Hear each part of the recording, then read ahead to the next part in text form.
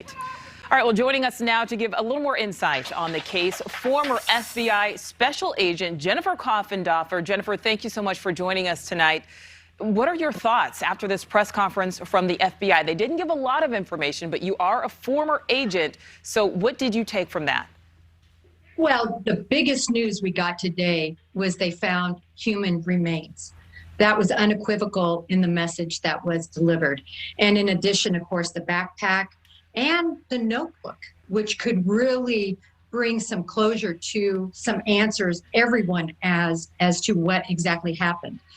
But I think the burning question everyone has is, how did the Laundries know to go to this specific location? And certainly the waters receding and so forth has set this up for exactly what we have before us.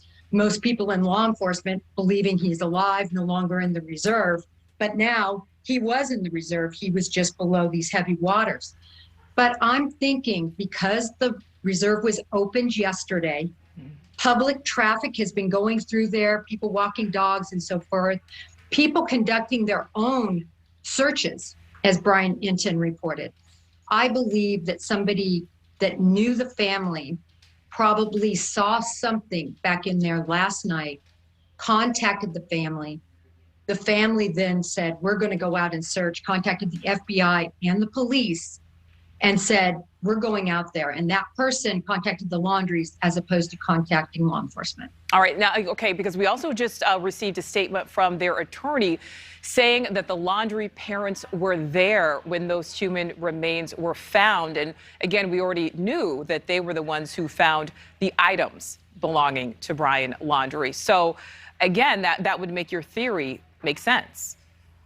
Right. That is the only theory that makes any sense to me as to how these parents could know. Now, if it would have just been the backpack found, I think there would have been a whole bunch of conjecture as to how that was placed there. But with human remains being confirmed, that tells me truly the waters receded. Law enforcement was unable to find anything due to those heavy waters, and that somebody alerted the Laundries to possibly seeing something in that area, and they went from there. And then they went from there. Well, okay, because that's the thing. I mean, we know investigators have been out there at this point for 6 weeks. They've had drones, they've had dogs, they've had divers, they've had experts. The area had been closed to the public. Of course, it is again now, but it had been reopened. The day after it's reopened, something is found. I mean, if this were a movie plot, Jennifer, producers would scoff. No one would say this is even feasible. How does this happen? This is an alignment, and I've seen it before, where circumstantially things just come together in the most unpredictable alignment. And that has been the case really throughout this case itself.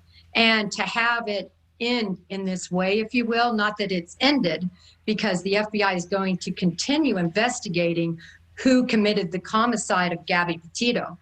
But to have it end with finding Brian Laundrie at the exact same place that they've been looking, and very specifically too. I re-looked at a lot of the footage from the training episode, from where Brian Laundrie was walking. This is the exact same area. And to now have the waters recede enough where it magically appears is certainly, it couldn't be in a movie script.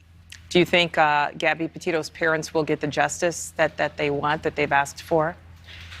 I think whenever there is, and I'm assuming that he committed suicide out there, I don't think any family can ever have closure when the person that killed their daughter is not brought to justice, not brought to trial.